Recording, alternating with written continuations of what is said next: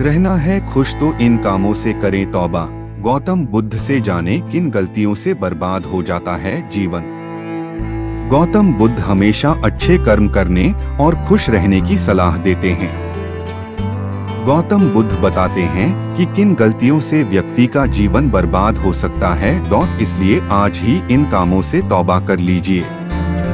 बौद्ध धर्म के संस्थापक महात्मा गौतम बुद्ध ने जीवन भर लोगों को अहिंसा और करुणा का भाव सिखाया।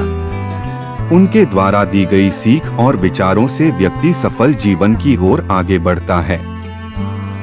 यही कारण ही कि भारत समेत कई देशों में बुद्ध को मानने वाले लोग हैं। गौतम बुद्ध कुछ ऐसी गलतियों के बारे में बताते हैं जिससे आपका खुशहाल जीवन बर्बाद हो सकता है।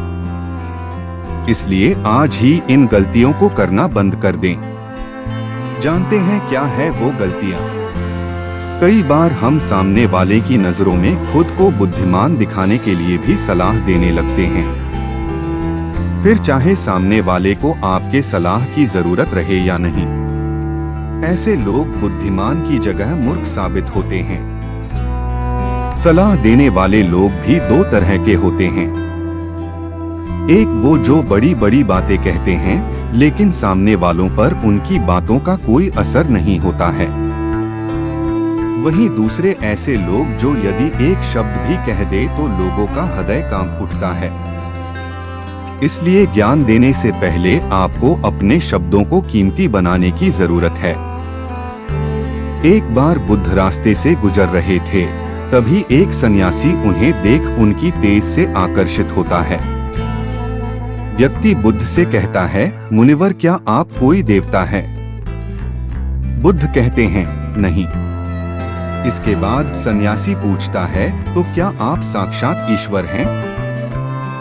बुद्ध कहते हैं, नहीं, मैं तो तुम्हारी तरह ही एक साधारण सा मनुष्य हूँ। लेकिन फर्क यह है कि मैं जाग गया हूँ और तुम अब तक सोए हुए हो। सन्यासी बुद्ध से कहता है, आपके चेहरे का तेज को देखकर लगा कि आप एक सिद्ध पुरुष हैं।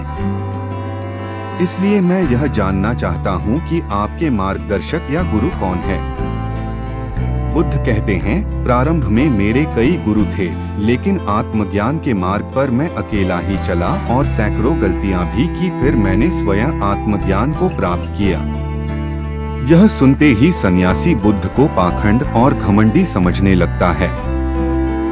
वह बुद्ध से कहता है, तुम अपने गुरु का श्रेय छीन रहे हो। बुद्ध ने जो कहा वो सही था, लेकिन सन्यासी ने बुद्ध के उत्तर को गलत समझा। इसके बाद बुद्ध ने उस सन्यासी से एक शब्द भी नहीं कहा, क्योंकि बुद्ध सन्यासी को समझाने के लिए अपनी ऊर्जा और समय को बर्बाद नहीं करना चाहते थे।